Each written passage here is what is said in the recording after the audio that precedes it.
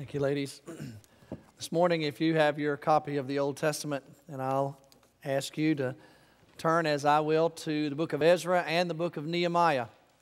We will use both of them today to guide us in the time that we'll spend together. We're continuing this series, Follow the Leader, and we are learning together how to become better leaders. All of us have influence over someone, and whenever you have influence in someone's life, you're a leader to them. And leadership is stewarding that influence. And we're learning how to better accomplish that. Today we're going to look at this topic, obstacles. And we'll see this story out of the book of Ezra and the book of Nehemiah, where the leaders had to face obstacles. I've entitled this message, Obstacles We Shall Overcome. And we'll look at the story out of Ezra 4. We'll also look at Nehemiah's story, which is found in Nehemiah 4 today, as those two passages will serve as the texts for us. You remember, the core story in the book of Ezra is the rebuilding of the temple in Jerusalem. The core story in the book of Nehemiah is the rebuilding of the wall around Jerusalem. And the rebuilding of the temple will take place prior to Ezra's arrival in Jerusalem. But he's the one who tells us the story and records it in the book that bears his name. Not all of the material in Ezra is laid out chronologically, so that can be a little confusing sometimes when you're reading it. There are some thematic places where Ezra groups material together. He will do that in this section today. If you look with me at Ezra 4, where we will begin, we're going to just look at a couple verses out of Ezra. But the rest of that chapter, Ezra includes some material that takes place many years later. And he is addressing the theme of opposition or obstacles. And so we're going to look at a couple verses from Ezra 4, and then we'll flip over a few pages to Nehemiah 4. So look with me at Ezra 4, verse 4. Now the context is Zerubbabel and Yeshua have led the people to agree they need to rebuild the temple in Jerusalem. It's time. They've repaired the altar. Now they need to rebuild the temple. They've gathered the materials. It's time to get the workforce together. Verse 4. Then the peoples around them set out to discourage the people of Judah and make them afraid to go on building. They hired counselors to work against them and frustrate their plans during the entire reign of Cyrus, king of Persia, and down to the reign of Darius, king of Persia. So the enemies of the Jews did not want them to rebuild the temple. They didn't want to have that rallying point in Jerusalem. So they even hired counselors to frustrate the builders. And so the work stopped. In other words, Israel gathered the materials. They agreed they needed to build the temple. And then they stopped for a season. As a matter of fact, it would last all the way through the reign of a couple of kings, all the way down to the time of Darius. Now let's pick up the story in Nehemiah. When we get to Nehemiah 4, Ezra has already appeared in Jerusalem now. The temple has been rebuilt. Ezra's been in Jerusalem for about 14 years or so, and now Nehemiah has joined him. Nehemiah's journey in Jerusalem is to help the people now rebuild the wall around the city. He knew that they had a lack of security. They were very fearful of their enemies, and the only way that they were going to accomplish the things set before them was if the city of Jerusalem was secured. So as he made his way around the city. You'll remember we looked last week where he evaluated the circumstances. He looked at the rubble. The city of Jerusalem is located on these two parallel hills. And Nehemiah saw all these huge, massive stones that used to comprise the wall around the city are now all lying down in the valley. They've been turned over. The gates have been burned. And so it was a challenging time in Israel's life. So chapter 3 tells the story where Nehemiah decides he needs to go ahead and reconstruct the gates and get things ready for the wall to be rebuilt so that security, once again, can be brought to the people in Judah. So let's pick up the story then, Nehemiah 4. Verse 1, when Sanballat heard that we were rebuilding the wall. Now, Sanballat is a king of Samaria. As a matter of fact, we have extra biblical resources about him. He's mentioned in a group of papyri known as the Elephantine Papyri. They actually mentioned this man as the king of Samaria. He was elderly by this time. And so his sons were actually the ones who were carrying out the warfare against Judah, but he was leading the effort. So his name has been discovered in antiquity that corroborates the story shared in Nehemiah. He became angry. He was greatly incensed. He ridiculed the Jews. And in the presence of his associates and the army of Samaria, he was king of Samaria, he said, "What are those feeble Jews doing? Will they restore their wall? Will they offer sacrifices? Will they finish in a day? Can they bring the stones back to life from those heaps of rubble burned as they are?" Tobiah the Ammonite, who was at his side, said, what they are building, if even a fox climbed on it, he would break down their wall of stones. So hear the ridicule of the enemy. Tobiah says, even if they get the wall built, they don't know what they're doing. And if a fox was to land on it, it would all fall over. So it was just a time of criticism and opposition. So verse 4, "Hear us, O God, for we are despised. Turn their insults back on their own heads. Give them over as plunder in a land of captivity. Do not cover up their guilt or blot out their sins from your sight, for they've thrown insults in the face of the builders." There's the prayer of Nehemiah. Don't you love the Bible? It's just real honest, isn't it? You know, Jesus said we're supposed to pray for our enemies. I'm not sure he had this kind of prayer in mind. Nehemiah just said, let their insults fall back on their own heads. Don't remove their guilt. But Nehemiah listened, or he prayed for God's wisdom. He asked God, hear us. We're being discouraged and opposed. Verse 6, "So we rebuilt the wall till all of it reached half its height, for the people worked with all their heart." I love that. The text says they went ahead and did it. They started to work. Verse 7, "But when Sanballat, Tobiah, the Arabs, the Ammonites, and the men of Ashdod heard the repairs to Jerusalem walls had gone ahead, that the gaps were being closed," in other words, the gates had been rebuilt, the wall, Nehemiah decided it's probably anywhere from a 1.5 to 2.5 mile wall around the city. He had decided to go ahead and construct the bottom part of the wall first all at one time. And so these folks were looking at it. They recognized that the wall itself actually was being rebuilt. The gaps were being closed. So look at the end of verse 7. "So they were angry." They were very angry. Now they upped the ante. They're not just going to ridicule. Now they're going to plan an attack. So they all plotted together to come fight against Jerusalem and to stir up trouble against it. But notice again, Nehemiah, "But we prayed. We prayed to our God, and we posted a guard day and night to meet this threat. Meanwhile, the people in Judah said, the strength of the laborers is giving out, and there's so much rubble that we just cannot rebuild the wall." Have you ever been working on something and the people just come to you and say, you know what, we're just tired. We're working hard and we're just tired. Well, that's what they said in Nehemiah. Verse 11, "Also our enemies said, before they know it or see us, we'll be right there among them and we'll kill them. We'll put an end to this work. Then the Jews who lived near them," you know, not all the Jews lived in Jerusalem. So the Jews who were in the outlying areas whose land, you know, bumped up against some of these other rulers, they were hearing the talk, and so they were giving a report. And notice verse 12, "They came and told us 10 times over, wherever you turn, they'll attack us." So this is a crucial time in this story. It's a pivotal moment because the workers are tired. They've looked at the wall and it's only half done, and they're looking over the wall. You can just see them peering over the wall, looking down in the valley, all those huge stones in rubble. And they say to Nehemiah, you know, we're tired, man. There's no way we're going to finish this. And not only that, we're about to be attacked, and we don't really have an army. We're not set up to defend ourselves. And our friends who live outside of Jerusalem, you need to know they're coming to us and telling us we're about to be under attack. So this is not a perceived threat. These are very real threats. This is a turning point in the story. What happens next is going to be crucial to the success or the failure of this enterprise of rebuilding this wall. So let's notice what Nehemiah does. Verse 13. "Therefore I stationed some of the people behind the lowest points of the wall at the exposed places, posting them by families, with their swords and spears and bows. After I looked things over, I stood up and I said to the nobles, to the officials, to the rest of the people, don't be afraid of them.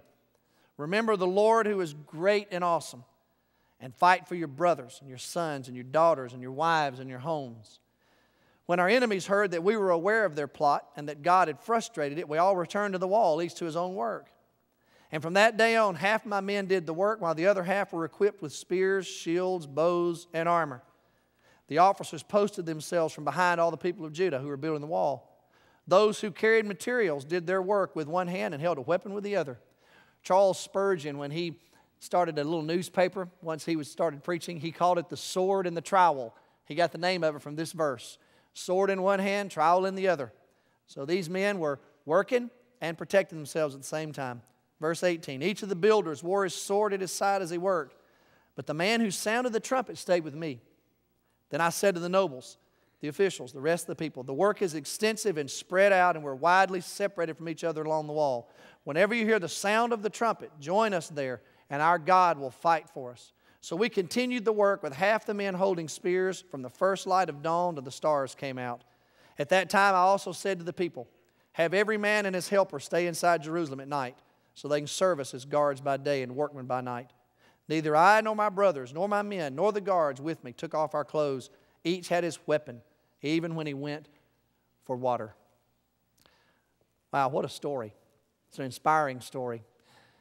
Well, our goal is to become better leaders. This morning I want to offer you some words of advice and counsel based upon the leadership of Nehemiah and the leaders in the story shared in Ezra, so that you can become a better leader, particularly with respect to obstacles. The title of this sermon is Obstacles We Shall Overcome. Let me offer you some words of advice. First of all, good leaders know that obstacles are inevitable. Every good leader knows that when you launch out onto a task, there are going to be some challenges. Obstacles will be in our path. If you're the kind of person that always needs everything to be smooth sailing, you're going to struggle as a leader. You just need to go ahead and get ready. Because when you embark on some kind of journey and you want to be a part of some great task, you can rest assured there are going to be obstacles. Good leaders know that. These people had to face obstacles. These are very real obstacles in a very real story that happened at a real time in history. And what they chose to do in response to those obstacles is what challenges us and inspires us today. Second thing I'd say to you is good leaders must learn to deal with opposition. You see, obstacles come in all different kinds of shapes and sizes. For example, when Cindy and I decided that we really believed we wanted to lead our church to become more proactive in missions, particularly in global ministry, we knew there were going to be obstacles. One of those obstacles was when we began to visit with other churches and challenge them to take the responsibility as Baptists to embrace the Great Commission personally. One of the obstacles is we as Baptists historically have outsourced our global ministry work to other agencies and entities. That's just what we've chosen to do. It's ingrained in us. And so to overcome that, we realized that was an obstacle. We had to encourage churches. You know what? You can do it. And I'm grateful that the Lord has brought churches alongside us, and we have been able to move past some of those obstacles. As a matter of fact, next month I'm going to be speaking to a group of Texas Baptist pastors, and the title of my message is Your Church Can, because I want to encourage them as leaders of their church. You can be invested personally in the Great Commission. And so we're beginning to move past obstacles. Obstacles take many shapes and forms. Sometimes the obstacle in your path is going to be opposition. Well, good leaders learn how to deal with opposition. These leaders, in the time of Ezra, they struggled because the opposition was so great. In the time of Nehemiah, Nehemiah had to deal with the opposition, all these leaders who were around him. Well, on the back page of your worship guide today, I've included a couple of quotes from some folks about opposition, just to encourage you. Because if you're a leader, you've got to learn how to deal with opposition. Listen to what Warren Wiersbe says. He says opposition is not only an evidence that God is blessing, but it's also an opportunity for us to grow. Wiersbe says opposition many times is a sign that God's blessing us. Sometimes when we're opposed, we think it's the opposite. But Wiersbe's contention is it can be a sign of blessing. And guess what? Your opponents can make you better. And so it can be a time of growth for you. It's an opportunity for you to grow as a leader when you're being opposed, when the opposition comes your way. Listen to what James Montgomery Boyce says. He says, I love this opening line. Opposition is almost always caused by success and not failure. Don't you love that? He says, if you're being a success, that's when you're going to be opposed. Failures usually aren't being opposed. But those who are successful, that's when the opposition comes. And he says the first thing we should know, and if we're trying to do something worthwhile and being opposed, that's because we're achieving something. I agree with Boyce. You're going to be opposed if you're successful. So a good leader has got to learn how to handle opposition. Third piece of advice, discouragement is a tool of the enemy. You need to know as a leader, when you encounter obstacles, one of the tools in the arsenal of the enemy is to discourage the workers and discourage the leaders. Discouragement, it's a challenge. You as a leader, if you're a good leader, you will learn how to recognize discouragement when you see it. Because discouragement is contagious. When people get discouraged, they share it with others and they become carriers of it. And they can infect a whole group of folks. And good leaders have got to learn how to recognize discouragement. These people came to Nehemiah and they said, you know what, man, we're tired. we have worked with a full heart. And, you know, we've looked over the wall and look at all the rubble, Nehemiah. Look at all those stones. How are we possibly going to finish this task? And then they looked at the wall and they said, look at all of our work. And you know what? It's only half done. We're only halfway there. And they began to lose their vision of rebuilding this wall. And discouragement set in.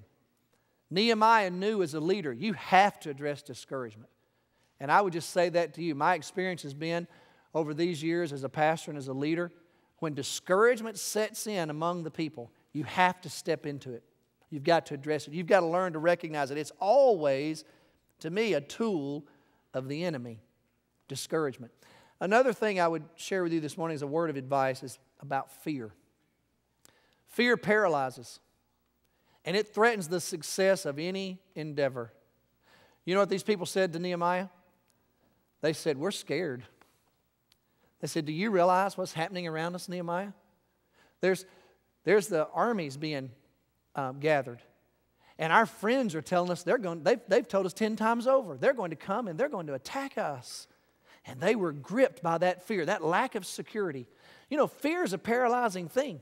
Fear will keep you from taking the next step. A couple of summers ago, my brother Tommy and his family came to visit us and spent a week or two with us and brought his kids and his grandkids. And we were out in the swimming pool one day with his grandkids. I wish y'all could have been there. His son Jonathan has a little girl, his oldest girl. He has 4 children. His oldest daughter is Paloma May, and Paloma is a little Down syndrome girl. Cute, sweet. She will just steal your heart in a second. And so we were determined that we were going to teach Paloma May how to jump off that diving board into the swimming pool. And so we put the little, life jacket thing that you put on the little guys. And so her daddy, Jonathan, was in the pool, in the deep end of the pool. Her granddaddy, Tommy, her favorite Uncle Dennis, was out there as well. And we were saying to Paloma, come on, honey, you can do it. I wish you could have seen her. She would walk out to the end of that diving board, and we would say, come on, girl, jump in. We're right here. You got the life jacket on. And she would look, and she'd look in the water, and then you could just see that fear in her eyes, and she would turn around and just run all the way back to the thing. Over and over and over. Then one day, she came out to the very end, and she leaned over too far. And in she came. And the look on her face, but you know what? When she realized she could do it, if she jumped in that pool once, she jumped in it 1,000 times once she realized, I can do this. But that fear, you could just see it all over her face, and it just stopped her. That's what fear does. You get afraid of what you're trying to accomplish and what's going to happen to you, and you can just stop. And no amount of coaxing and convincing will work. Nehemiah recognized that. His workers were discouraged, but they weren't just discouraged, they were afraid. Now, so how does a good leader deal with obstacles? That's what I want us to learn this morning. What do you do when you're a leader and you're now having to face obstacles? Well, let me offer you some counsel. We'll learn from Nehemiah primarily. First thing I would say, I don't care if you're a leader at school, if you're a leader in the workplace, I don't care where it is that you're called upon to lead. If you're a follower of Jesus, the first thing you should do when you encounter an obstacle is pray. That's where it should start. You should always pray first. When an obstacle is in your path and you're in charge and you're the one that's trying to give influence in a person's life or a group's life, and all of a sudden you encounter this obstacle, regardless of what the nature of the obstacle is, pray. That's what Nehemiah did. Seek God's counsel. God's strength, that's pivotal. Nehemiah saw the obstacle, he stopped and prayed. Nehemiah saw the people were discouraged, he prayed. That was his default. You know, I was sharing with my staff this week, my tendency is to act, not pray. It's a growing area in my life spiritually. When I encounter an obstacle or I face some kind of opposition, I'm not like Nehemiah. Nehemiah's default was to stop and pray. My default is to go ahead and do something. Go ahead and act, because I feel like I already know what needs to be done. And so I'm ready. And the problem with that is sometimes if I don't stop and pray, I'm the kind of person, when I do something, I don't do anything half-heartedly. Y'all know me well enough by now to know that. If I'm way down the road before I realize I've messed up, because that's just how I am. And so, but I'm learning. I'm learning that what God's teaching me is that when I encounter an obstacle, what I've got to learn to do is first to stop and pray and ask God, help me see this the way you see it. What is it you really want me to do in response to this? So if you're encountering an obstacle right now at work or in some group that you're leading, have you stopped to pray? Are you seeking God's counsel? Because if you're a follower of Jesus, that's where you start. Ask God to help you. God wants to give you the wisdom and the counsel you need to address whatever it is that's before you. So learn a lesson from Nehemiah here. Nehemiah didn't just immediately do something. He knew that time was of the essence. There was no doubt about that. But before he did anything, he stopped and prayed. So let's don't skip over that pivotal step. Second, discernment. Good leaders learn to distinguish between destructive criticism and productive critique. Now, that's a very valuable lesson, and it's something that every good leader has to learn. Because if you're in leadership, you're going to be evaluated. If you attempt to do anything, I can guarantee you, you're going to be criticized for it. That's just how it is. Criticism comes with the job. So here's what good leaders do. They develop thick skins and they keep a tender heart. That's what you have to do. So that you can distinguish between destructive criticism and ridicule and productive critique. Nehemiah heard the criticism. The criticism was coming from the enemies. He recognized it for what it was. When you're being criticized, you always need to consider the source. That's the first thing I ever do. When someone says something about me, the first thing I try to do is consider that person, who they are. Many times it says more about them than it really does about you. That was Nehemiah's decision. Well, it's our enemy. Of course they don't want us to rebuild the wall. They're not offering critique. They're ridiculing. And so he said, we're going to ignore it. That's what you have to do sometimes. You've got to get a thick skin. But you've got to learn the difference between criticism that's destructive and critique that can be productive. And a good leader can tell the difference. You know, I teach preaching at Truett Seminary, and I drive down every week to Baylor and spend some time with these students. I'm in my 6th year of doing that, and I love the time that I have with these aspiring pastors and leaders of our churches. My very first semester, I was teaching this class, and let me tell you how we do it. We have the students, we go into this little preaching chapel at some point in the semester, and the student will stand up and preach. Now, while that student is preaching, his or her peers and colleagues are the congregation, and they all have this critique form.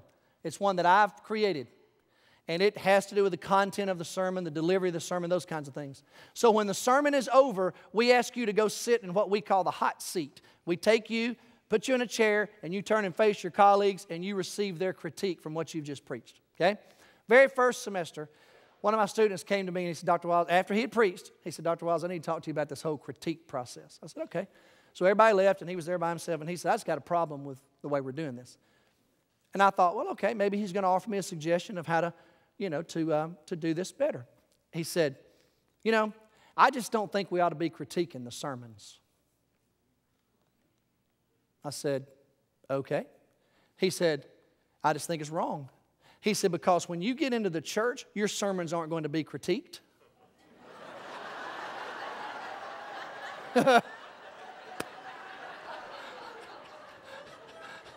That's what I did. I just busted out laughing. I said, how many sermons you ever preached in the church? He said, well, I never have. I said, dude, you're in for the shock of your life. He said, well, I grew up in the church. He said, my church doesn't hand out these forms on Sunday morning. I said, let me tell you something, son. Church members have forms that are a lot more extensive than the one I just gave you. Trust me. They keep them with them all the time.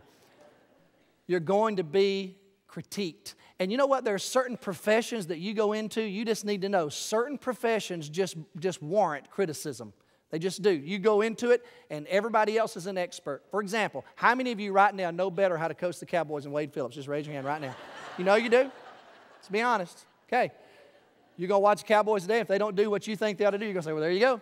If they listen to me, because you know more than they do. There are some fields, you go into them, everybody's an expert. I'm in one of those fields. Everybody knows what a good sermon is. So it just is what it is. When you lead, you're going to be criticized.